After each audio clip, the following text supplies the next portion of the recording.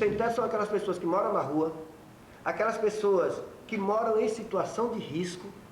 Só em Salvador existe 50 áreas de risco, já condenada pela Codesal. Envolve um pouco mais de 1.500 famílias. Isso é grave e não foi tomado providência até agora. As pessoas que ganham salário muito baixo e são obrigadas a sacrificar sua qualidade de vida pagando aluguel. E as pessoas que já constituíram o núcleo familiar e que moram de favor, seja com a sogra, seja com parente, seja com amigo, né? E que a sociedade precisa dar resposta a esse problema, o Estado precisa responder. Então, outro problema é a questão do emprego. O grosso das famílias que participam do movimento sem teto, ou das pessoas que participam, né? De pessoas que estão desempregadas, biscaiteiros, empregada doméstica, pessoas catadores de resíduos sólidos, vendedores de picolé, enfim, pessoas que vivem, né, e pessoas que não têm absolutamente nada, que vivem praticamente de favor, certo? Numa situação onde a gente avalia que se a gente não avançar no movimento no sentido de sensibilizar a sociedade para que essas famílias, ou para que a sociedade entenda que é preciso ajudar a essas famílias, a gente vai ter muitas pessoas morrendo como consequência da fome, como consequência da falta de saneamento básico, como consequência da falta de trabalho, enfim. Então, do ponto de vista da educação, poucas crianças estão estudando, né? Mesmo porque a gente ocupa um terreno aqui, depois tem que sair por força de ordem judicial, aí vai para um outro bairro. Como é que essas crianças podem estudar? Esse é o principal prejuízo que o movimento tem, porque não dá para manter as crianças na escola.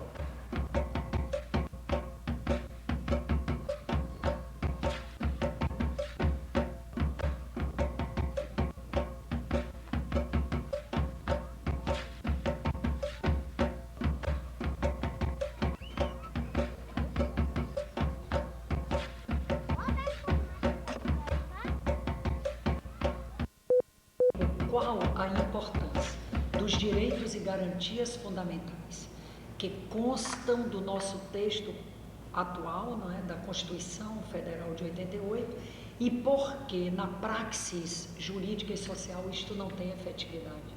Obviamente que todos percebem esta dicotomia.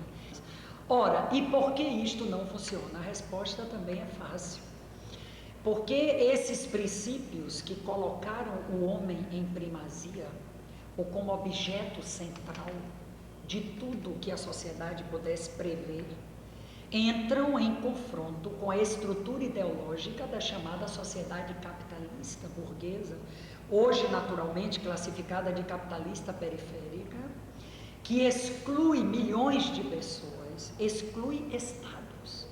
Quer dizer, hoje nós temos um capitalismo central com 7 países ricos condensando uma renda mundial extraordinária e ao redor deles, daí a denominação capitalismo periférico, todos os países que não conseguem sequer atingir uma possibilidade mínima de desenvolvimento humano, de poder propiciar a dignidade humana, porque esses outros países estão submetidos aos ricos através do pagamento de uma dívida externa absurda, que retira desses países a possibilidade do texto, que seria justamente investir em políticas sociais, em políticas públicas, definidas pela ONU para o mundo como garantias da saúde, educação, moradia, trabalho e segurança pública. As ocupações ocorrem da seguinte maneira: a gente vai lá, faz o levantamento do prédio, do imóvel, do terreno, tal, analisa a sua situação jurídica, né? A relação do dono com impostos, com a prefeitura, enfim, e a partir daí a gente decide se vai ocupar. Tem uma equipe que é quem determina o dia da ocupação, o horário, o imóvel que vai ser ocupado, né? Nós costumamos não abrir para mais de 3 pessoas. Então, quando a gente sai para fazer a ocupação, apenas 3 pessoas, no máximo, sabem do local da ocupação. Certo? E as pessoas ficam sabendo na hora que a gente começa a entrar na ocupação. Geralmente nós nunca ocupamos nenhum imóvel que tenha função social. Todo imóvel que nós ocupamos não tem função social, está abandonado há pelo menos 2 anos, certo? E que tem condições de transformar em moradia.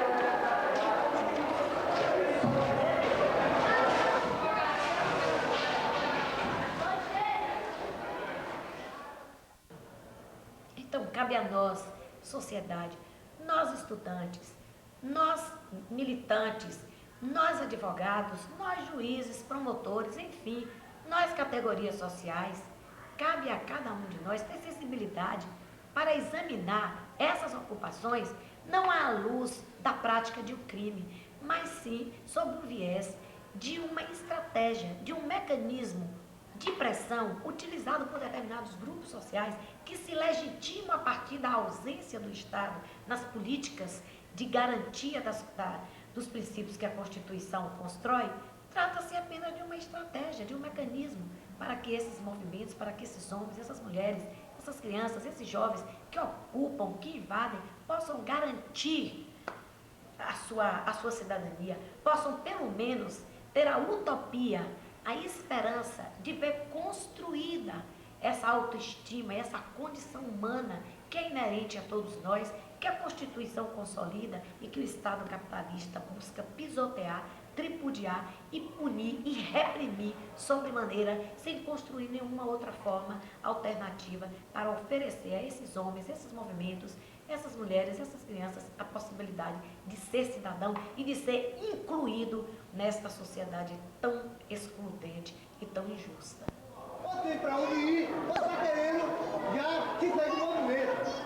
Não vou ficar aqui quem foi, quem não foi, mas eu acho que a ideia...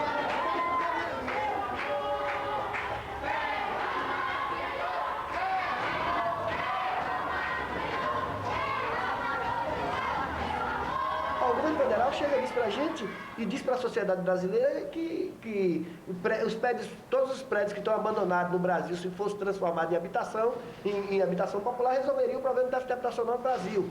Ora, se disse isso, nos colocou, né, na responsabilidade de ocupar e chamá-los para discussão. Nós não ocupamos somente para pressionar o governo federal.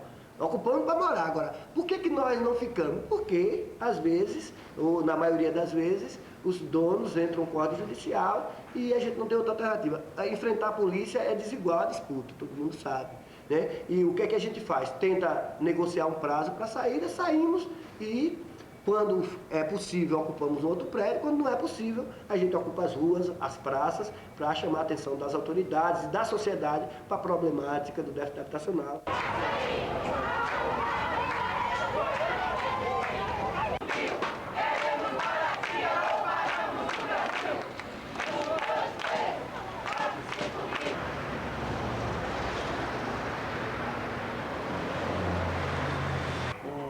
O juiz determinou que nós viéssemos aqui para cumprir a liminar, porque ficou combinado desde a semana passada que vocês sairiam hoje às 12 horas. Nós não podemos chegar assim também usando a força da polícia, sabendo que vai ofender pessoas que nada têm a ver, pessoas que são inocentes, pessoas que são inofensivas, certo?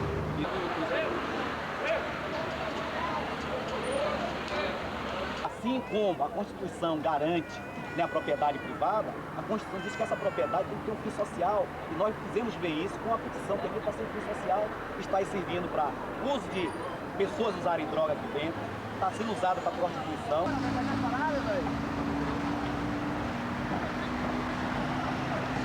Se eu der o corte no tecido social brasileiro, fica muito claro por que a sociedade brasileira hoje está na situação em que se encontra. Há uma absurda concentração de renda em mãos de uns poucos, subsidiada por uma legislação que continua se recusando a fazer coisas tão simples como definir o que é riqueza, não é? E tributar os ricos e, na verdade, redistribuir um pouco para esta comunidade que ficou excluída não apenas economicamente, como todos pensam, mas, na verdade, a grande exclusão é política. Essas pessoas não têm direitos mínimos que garantiriam a sua cidadania. Embora no artigo 1º da nossa Constituição está dito, são elementos estruturantes do Estado Democrático de Direito no Brasil. Inciso 1, a soberania. Inciso 2, a cidadania. Inciso 3, a dignidade da pessoa humana. Ora, se cidadania e dignidade da pessoa humana estão colocados como elementos estruturantes do Estado Democrático de Direito, eu teria a condição de perguntar quando e em que momento esse Estado foi constituído.